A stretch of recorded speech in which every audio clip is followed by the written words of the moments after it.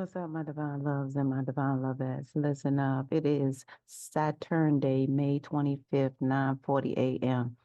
You guys, I've been doing like a lot of comedy lately. I haven't seen my homegirl where we get together and do those skits. So I was the one actually writing those skits. So until we get back together, I got something that I'm gonna have to do to clear me because they're just coming out of me. I don't know if you guys know, but I had a dose of that lifestyle. I used to get high from 12 to 21, so I know what it's like to drink, smoke, get high, and be with the dumbest people on the planet sometimes. You know what I mean? The strangest outcomes. So let me tell you guys, when it comes to getting high now, you remember when getting high was like okay in the beginning. In the beginning, it was something cool, fun, brand new. Then it became to be something that was just something that would bring everybody together and everybody laugh and have a good time. Now, later on, it evolved to something that unbeknownst to you. You know what I mean? So you ever get high with those people, all of a sudden, they have all these get high attacks. Everybody run like, what's wrong with that person? Oh my God, he or she is tripping out. Oh my God, give her some milk. Give her some milk. They didn't walk outside. They didn't have the issue. It was, like they get ready to walk out of the street or something. It's like, really? Like that scared me straight. I'm not even gonna lie. A lot of stuff like that it just blew my high and scared me straight. What do we do for this person? I mean, this is simply just the wacky weed and love boat. Like you gotta go all out like that. I mean, now I'm gonna tell you guys now. This became my child's father, so it really did scare me. I was like, what? They could trip him out like that? It go all the way outside. They did walk him outside, give him some milk. Calm down. I'm like, my high is totally gone. I don't see high anymore. You heard me. I am scared straight. So I remember times like that. Let me know if you guys remember that, but you had to deal with some situations that's so mad. Because when them people start like, and it start taking over their body and nothing nobody can do but give them milk. Like, yo, I'm saying I had my dose of all of that, you guys, for sure. You know, yeah. So when I think about stuff like being on YouTube, let me know if you guys are just like me. You ever go to YouTube and looking for a show, you're looking for streaming, and you all of a sudden you're streaming and you're streaming and you're streaming, and you realize you don't watch the same stream with a different thumbnail and different title, but watch the same video at least 5 times until you realize I watched this before. What happened? That's crazy, right? Well, you guys, listen, I'm old school. So when I was smoking cigarettes was only like 50 cent. It was like 50 cent cools, 50 cent cools. They were only a 50 cent. You hear me? Did I start out on my doggies, somebody? So to me, everything had to make sense. If it didn't make dollars, it didn't make sense. 50 cent wasn't bad to just blow away, paper and be puffing and stuff like that. So I developed that cigarette habit. So I used to smoke a pack a day. Well, let me tell you, I went to sleep. It was 1987. It was September 1987. I went to sleep, woke up, and they say cigarettes are $1 now. I say, what? $1? Back then, you were working for $2, and it was just a little over $2, $3, $4. The minimum wage was $3 over here. So I'm saying to myself, self, hold up, $1. Now I done did the calculation in math. I said, wait a minute now, I smoke a pack a day. Cigarettes are now $1. A pack a day, 365 days a year. And I can't claim it on my taxes. That's $365 a year that I can't claim on my taxes. I said, cigarettes, you got to go. Bye bye. Geo. So I came up in that area. Yes, I did. You guys, I'm gonna tell you. I'm gonna tell you that's how it went. And I'm gonna tell you guys what the difference is between going into labor when you're younger versus going into labor when you're older. What? Yeah, I did that. I lived that. I can tell you something about that. When you in labor when you're younger, you prima donna, you got your hair done, you got everything packed and cute and ready to go. And you in a hospital. And for some reason, baby daddy irked the heck out of you. So you scream to the top of your lungs as soon as you get that daggone contraction. Get him out of here! Get him out of here! Get him out! I don't want him here! I don't want him here! Get him out of here! And the doctor, you can see the doctor in the corner of your eye, go over to him and say, "Oh, yeah, please, please, please leave. Go have some coffee. Go, calm down. Just come back later. But don't be in here now." And now, when you go into labor when you're older, now I'm talking high risk older, because that's how I went there, over 35 older. When you go into labor older, you now cuss yourself out. Yes, yes, yes. I cussed myself out the whole time. That nurse kept on looking back at me. I was like, B, if you don't turn your head, because I am not talking to you, I am talking to me. I was all type of bees. You stupid bitch. What the world were you thinking about? Ooh, ooh, oh, ooh, oh, ooh. You was a dumb bitch. Ooh, ooh. That was my labor. It was all about putting my foot up in me. Because I was like, what the heck did I thought I could be? Man. So, yeah, you guys, that's real, you know. And yes, yes, yes. I lived a bona fide 3D life. I got jumped in elementary by the whole school. I got jumped in junior high by the whole school. You know what I'm saying? I don't have to fight. Okay, I come from the fighting area. You had to be gifted with your hands. You had to be out there shadow boxing, you know what I'm saying, on a regular basis. That's how we grew up. You know what I'm saying? Yeah, that's right. So, you study wrong, you study long is things we were talking about back then. Yeah. So, so growing up, I think I just, did something a little bit too early because things just didn't compute in my brain. Nowadays, uh, let's see, I was at my mom's. I can remember about 8 or 9 years old. And my mom, my brain worked like as so. If you tell me something, then I'll do it. And I remember my mom saying it's clear as day. Okay. She said, clear as day. Throw those pork chops in the pan and come next door. I said, I can do that. And I will do that. So they go ahead of me. And I do exactly what my mom said. So I throw the pork chops in the oven. The grease is hot as uh, HE double hockey stick. The grease pop up all on my face. I'm burning. I'm like, oh my God. But I did what I was supposed to do. That's all I knew. So I'm like, my face is burning. And it's my first time ever getting burned like that. So I do exactly what she said. And I come on next door like she asked me to do. So I'm sitting next door with my mama and the next door people, the next door neighbor. And I'm trying to cover my face and cool it off with the palm of my hand because I'm now burnt. My face is still burning. I'm hurting. I'm burning. And I have to wait till my mom finish with talking to the next door person. And I don't know, for some reason, I feel like I gotta hide these birds, but they hurting like I don't know what. So I hide them all the way till we get back home. And I have nothing but blisters and burns on my face when I get home. I said, girl, what is going on with you? You said throw the pork chops in the pan.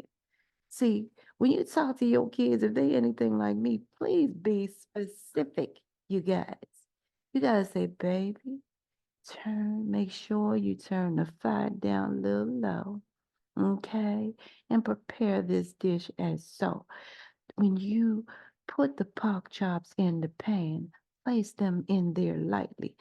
You guys, I was hurting. I wanted to cry over there, but I had to wait till the whole visit and hold my hand over my face with those blisters, okay?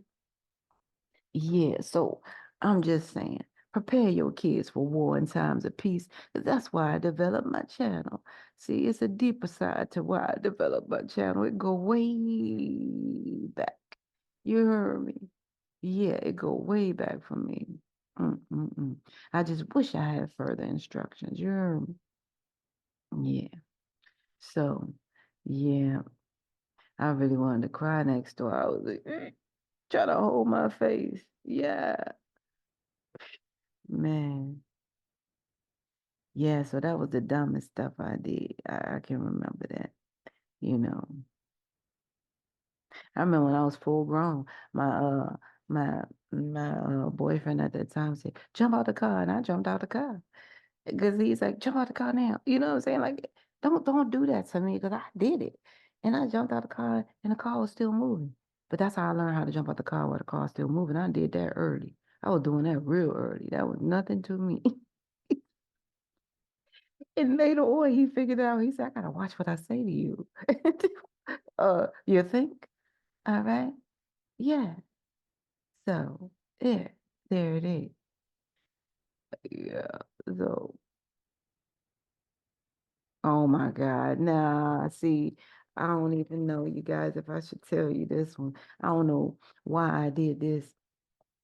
Made this person rest in peace, man. This was my homie, man. You know, I call myself being all sexy. I'm probably too young to try to be sexy. But I mean, you know, early 20s is not as young.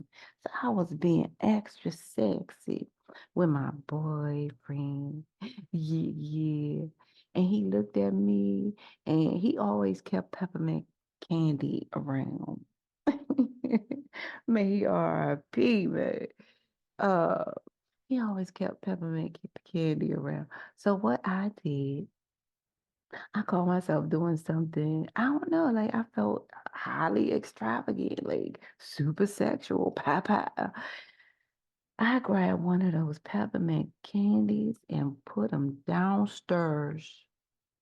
I sure did on me. I put it downstairs on me in between the root chakra, right there where it's chakra. You guys, that peppermint candy was stuck on my hair. We couldn't do nothing. He never let me forget that. But I was hurt and it was like, oh my God, like what could we do? Listen, I wasn't a part of the sexy crew right away. That peppermint candy stuck so hard. I said, I didn't even know it could stick like that. My hair lashed around that bit. I said, what is this? And me and him, we tried it. That was some dumb stuff. May he rest in peace. However, I'm gonna get him because he never, ever, ever let me forget about that. It took forever for me to get that candy from downstairs. True story, you guys. Okay? This is sad but touching. Yeah. Well, your girl did some crazy stuff too. You did some crazy stuff. I wanted to borrow a friend of mine's you know, uh what do you call uh piece. You know, they had a little piece, a little 22 piece, you know what I'm saying? So I borrowed a family member piece. You know, it was a clean piece. It was what it was supposed to do, right? And it was a brand new. And I thought it was cool. So I was already a security guard at the time, you know. Concierge, we be thinking we security, right? So we really are in all sensuality of the thing. However, we didn't go to SPC. We didn't have the training, what. But in our minds, we have this training. You see what I'm saying? I know I did. So I said, you know what? I'm doing this overnight, so I need some backup. So let me borrow that fresh brand new you got there. And they said, okay. So I go to work, you know what I mean? And I don't know, for some reason, I don't know why we love to hold it. So I'm sitting up there holding it. I'm thinking, and I don't know. I don't know if you guys know about going into that deep thought, how you go in a trance or deep thought or something. I went into a deep thought, and all of a sudden I heard that bang. I say, what? And my ears start ringing, and I look down to see what, and my leg blood was gushing out, gushing out, gushing out. It wouldn't stop. It wouldn't stop. It kept on going like a little fountain. I said, what in my thigh? I said, oh snap, I messed up. So I kept on, I knew from the movies I got apply pressure. So I apply pressure. I'm at work now, right? So I put the stupid thing down. I said, what the? And I'm applying pressure. I'm applying pressure. I said, oh snap. The blood is showing on my hand and stuff like that. So I gotta leave the desk and go to the bathroom like 10,000 times at night just to get tissue to apply pressure and apply pressure and apply pressure and apply pressure. So I kept bleeding out. So I guess I'm not a normal thinker. I didn't think to pick up the phone and say, hey, can somebody come? I got an emergency. No, because then I got to tell them what the emergency is. So I held it down. So I bled out from 12 midnight to 8 o'clock in the AM. And back then, I'm glad we didn't have cameras in those places because they would have cracked up. You know what I'm saying? So I was applying pressure and answering the phone and smiling with people and going back and forth to the bathroom grabbing tissue until my pants stuck to the wound. And then I'm sitting up here and then I'm like, oh my goodness, the bullet that messed up the little file. It's like a little foul box or something and put a little thing in there, fragments. I said, what the heck? Man, so I'm here, I'm doing all this work, extra work at work. And I'm like, man, I can't do, I can't call out. I can't, I just gotta do my hours. Man, that was the slowest hours. 'Cause usually nighttime go fast. It was the slowest hours. It was 5 o'clock and I'm still applying pressure. And that by then it's stuck to my leg, but I'm still applying pressure because it's still bleeding. 8 o'clock came around. I had to play it off and smile. I hurry up and get me a cab home. Man, I was so tired of bleeding out. But I had called a couple of my friends that night and they won't let me sleep. You know what I'm saying? Because they're calling me like, yo, you gotta go to the doctor. You gotta go to the doctor. You gotta get that. You gotta get that out. You said that bullet's probably still in you. That bullet in you. You gotta go to the doctor. So I follow suit. I do what they say. I go to the doctor. And the doctor looking at the doctors know when you be stupid though. You know what I'm saying? They looked at me and I said, what happened? I said, I was at the bus stop. And all of a sudden, everything was going so. And they said, yeah. And I said, yeah. And they came back and they looked at me and looked like they said, you was stupid. That's what you was. You was stupid. And I was like, oh, I was stupid. In my mind, I was stupid. Yeah, your girl, your girl lived that. And oh, by the way, yeah, I don't even want to add that in there, but I did do stupid things coming up. Sober as heck. I'm guilty, you know. But for some reason I was thinking, you guys, I was in a deep thought, but don't be in a deep thought with the situations in your hand. Don't do it. All right.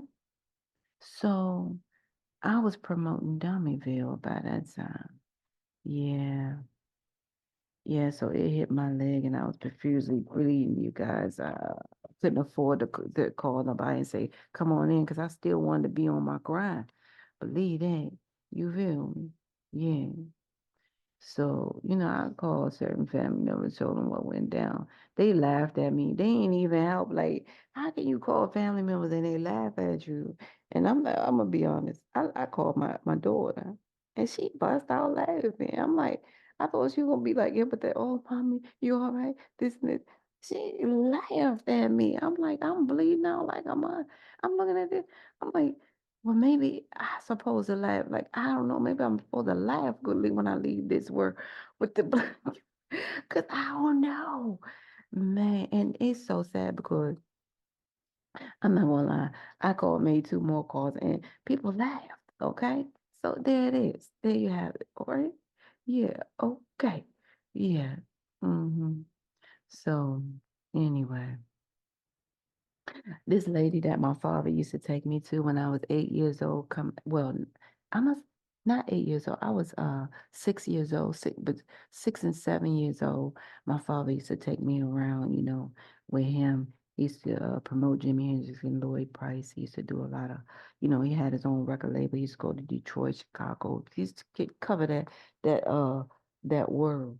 Man, my father he took me to this lady, and that's when I don't know. Anyway, this lady used to comb my hair, and I thought I had good hair for real, because my grandma used to tell me that all the time. Ooh, ooh, still her hair, her hair. And when I got to this lady house, this lady was real ruthless with my hair. She was real rough and rugged, rough and rugged. I'm coming rough and rugged. Wait. Yeah. So she was combing my hair, and she used to always talk about the kitchen. So I thought she was on drugs. I say, this lady always be rough combing my hair, talking about she got to get her kitchen. You know what I'm saying? Like, I don't want to tell my dad, because I know this is the only alternative we had. Because I know my father, he tried many a door. So I knew that this was our only hope. Right? So this woman used to comb my hair real rough and talk about the kitchen. I said, I just wish she just stopped, worrying about their kitchen, right? So come find out she was saying it was my kitchen in my head. And I thought that by then I thought she was really bonkers. I said, oh my God. I don't know how I'm gonna tell my daddy. This woman is crazy. She combs my head and think that my head is the kitchen, And I didn't know how to word this as a child. So by the time my father, got a new person, he finally got a different person to do my hair. And she did it differently, and I liked the way she did it. But she still had her little romance thing going on. She started calling my hair and saying it was a kitchen too, in the back of my head. So I said to myself, self, you got to tell somebody, because this is really getting eerie and scary. So my dad comes pick me up, he hold my hand. I tell him, I said, Daddy, um, she was doing my hair, and she said I had a kitchen in the back of my head. And my dad was so cool. He's like, yeah, you do. They call it. And my father, he explained it to him, but the way he explained it to me, it's always gangster. He be like, yeah, that woman say this, and that. I say, what, daddy? And so my daddy said that was normal. You know what I mean? I felt like this title here. I felt like somebody gave her the keys. Like, she ain't gonna drive me crazy talking about I got a kitchen in my head. For some reason, as a child, I knew I didn't have that. All right. Some things just didn't make sense. And I was not going to subscribe to that. My dad said it was okay. That it was okay. That it was okay. And I believe my dad. So yeah. So I let that lady call it what she wanted to call it. And be abusive as she was to my head. You know, life experiences, man. We will experience some stuff. And those people be cursing when they do the kitchen in your head. You know, I'm gonna tell y'all, I be looking around. I want a motorhome. I don't know if some of you guys know, but I'm September 1 Virgo, right? It's different. We're different from the 15 on down. So, you know, those numbers, signs, and synchronicities, you guys. So I'm September 1. You know what I mean? Virgo. And what that means wholeheartedly is we are hermits. We are homebodies. So I really want to invest in a mobile home, because I feel like that's the only way that I'm gonna be able to go somewhere. You know, that's the best way that I can go somewhere. You see, they made that it seem like, especially for me, they should just call it hermit home, you know, because that's the best way the hermit can feel at home and still go somewhere. Because that's the only way I'm gonna go somewhere, you guys. I don't really, get out. So that's why I want to invest in a mobile home. Yeah. Yeah. And for real, you guys, I can't stand quote unquote these so closet mind haters, okay? These narrow mind thinkers, they are so narrow minded and stuff like that. Why? Because you'd be trying to figure out why they doing it. Some people say, why they hating on that person? Why they hating on, oh, because they big headed. I don't even think that's a reason. They can, they can, they can, that's their head. The last time I checked, they can have a big head, you know? And then they'll say something like, oh, they think they're cute. They can think they're cute. They can be cute by themselves. Why is that a reason to hate? You know? Oh my goodness. So I'm saying leave that big-headed cute person alone. You know? Like let them be them. I don't understand you guys. Walk away, because that's not a real reason. All right? That's not a real reason at all. And the thing that get me is I see these things, they call them starter homes now. Okay. They say, get you a starter home. They're promoting these starter homes. I'm like, starter home. So I'm invested now. I'm like sitting up, like, okay, maybe they're gonna come close to what I want. She said, starter home, starting at 300,000. Yo, I'm like, if that's a starter home, can I get a pre-mini pre-starter home? Can I get a pre-starter mini home? Pre-starter tiny pre-starter home? Like 300,000 is what you call a starter home? I don't even want to see a finish home. For real. You know what I'm saying? Don't let me see the finish home. I'm good. Just give me the pre-starter, pre-mini, uh pre-tiny. I don't know. You guys, they say starter home is 300,000. I don't want that. Give me the mini pre-starter, please. No, because I obviously I'm not gonna get the finishing home. Okay. Bottom line, shout out to those who are married out there. I tilt my hat to you guys for sure. Those of you who are married, okay. Anyone who's married, all right. Shout out to you guys to the core, from the door to the floor. Need I ever say more, okay? Because I used to think, married was like some type of untouchable dream, because I remember like I always believed that it was a myth, okay? Because I was never asked by actually someone who was legit or had legit intentions, back then. Like the first person that ever asked me to marry them was my child's father, and we were 17 at the time. And I'm putting one and one together, and it equals two. So what I mean by two is me drunk, and so are you. So you asking me to marry you drunk? No. So you know what my answer was, you guys. So those are the experience I had. And then and then the oh my goodness. The second time I was asked to someone asked me to marry them. It was a nice, handsome, older gentleman, older than myself, just like I like. You gotta have some numbers more than me, right? That's what I like. Just in case, you know what I'm saying? We run into a problem here, you might know something. You know what I'm saying? A little bit more than me. Even though that's not always the case, you guys. Uh, so he's smiling at me from ear to ear. I met this guy. He took me and my people around. We were driving all around. We had a good time, you know. And I'm like, wow, making eye contact. They having good conversation. You know what I mean? He's interested in what I want most. So I said, yes, of course. You want to know? I want a chia pet, and that's for real. And he bought me a chia pet. You guys, I was blown away. He touched my innermost day. You know what I'm saying? My innermost way, right? I was like, oh my goodness. And then he said, so for real, I would like to talk to you. I was like, okay, okay, yeah, okay, let's talk. So we had that moment. He said, will you marry me? I said, God Almighty, I said, I must have, what's happening here? Did I hit the jackpot? Because this man is such a gentleman, even though it's only been one day. And he bought me a chia pet. And he said, now this is where it goes downstairs.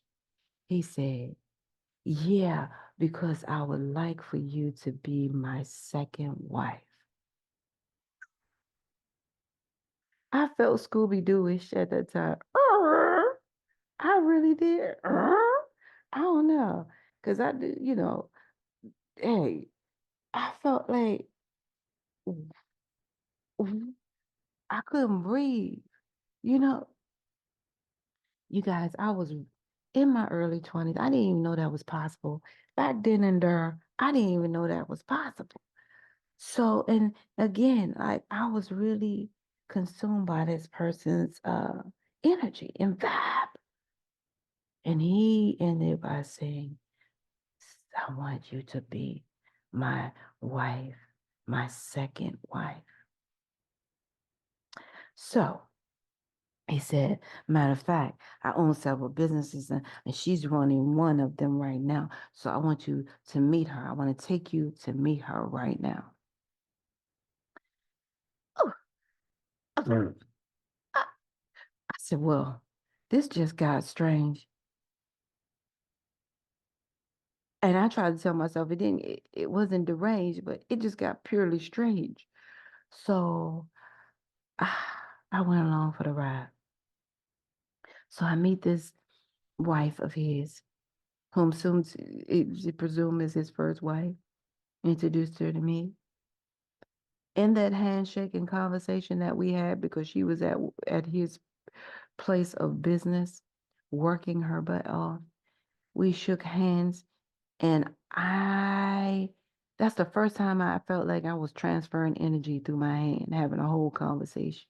Because in that handshaking conversation, I was letting her know that yes, I would not be wife number two. Heck no, I won't go.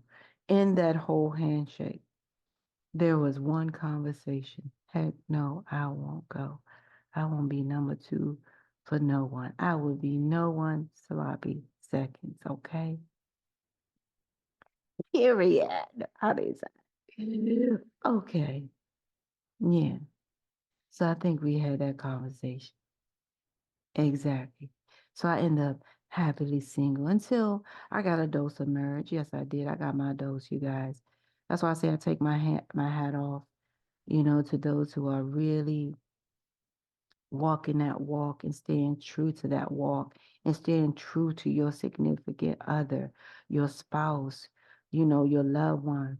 Because you always don't have to be married on paper, but those of you who are staying true, I really tilt my hat off to you guys. Staying totally committed, you know. And what I mean by that is, like really walking that walk, you guys, okay? So I had my dose for about 6 years, from 95 to 2001, So being married, you got to be wide open, mind, body, and spirit. And you got to remember, this is trial and error for real, homie. Okay? I had a situation that make you call nationwide. Please be on my side right now, right? Okay, so, yeah. And that's on a one day, just one day in America. So me and my children, we coming home from a hard day, their hard day of school, my hard day of work. Come home, my husband decide to have a full-on project going on inside, not just inside the house, but outside the house. So I parked the car. I'm walking up to the door, not even getting up to the door. I park the car, we get all our bags, all the book bags and everything we had. We can't walk to the front door because my husband has a front door project where he has now painted all the front steps to the house. So we cannot enter through the front door. We have to walk all the way around through the alley to the back door to enter the house. Remind you, we had no knowledge of this project. So we have to walk from all the way around through the alley, up the stairs, through the back porch, through the backyard. Okay? Yes. To get inside the house, to only realize that my sweet husband, who I thought was a like mind of myself, had his own project going on, where he now had the main bathroom toilet sitting in the living room. Just sitting in the living room. I don't know about no one else, but at this time I'm thinking to myself, self, please deactivate. All right? Whoo! You're gonna learn something about marriage today. Okay, so anywho, y'all, I'm not gonna lie. Mm, mm, mm. Yeah, yeah. So, ah, my husband is just smiling with the toilet in the living room, looking at my two daughters, saying, "Okay, yeah, girls, it's a good day to learn how to fix the toilet and learn how to install a toilet." Now, remind you, I said we all had a tired day. So the girls are like, no, I don't want to learn how to do a toilet. And I'm like, I have to use the bathroom in my mind because I didn't pass every poor public situation you can imagine. And I don't use bathrooms outside the home. That's just who I am. I will hold it. I will win the Guinness Book of Records to make it home. Yes. Yes. Okay. Mm, mm, mm. Yeah. So, anywho, that was what my experience of marriage is like. You guys don't even need to know that I am legit single. Okay? Mind, body, and spirit.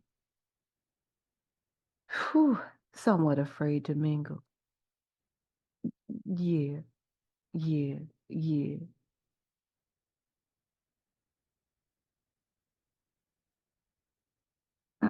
Hmm. Yeah.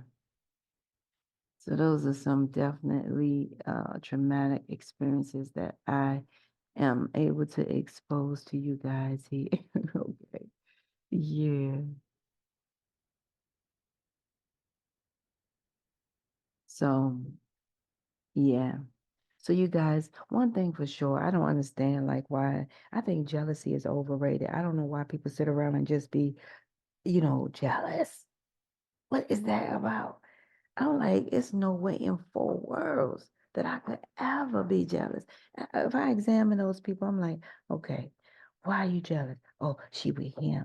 Oh, he with her. Oh, they together. Oh, what? The only way on this planet Earth, the only thing that could ever make me jealous is if that person does not have to pay bills, period. That means you have arranged yourself to be in a whole nother spiritual level where you do not have to pay physical 3D bills. That's the only way I could see anyone having to be jealous of anyone, anything on this earth.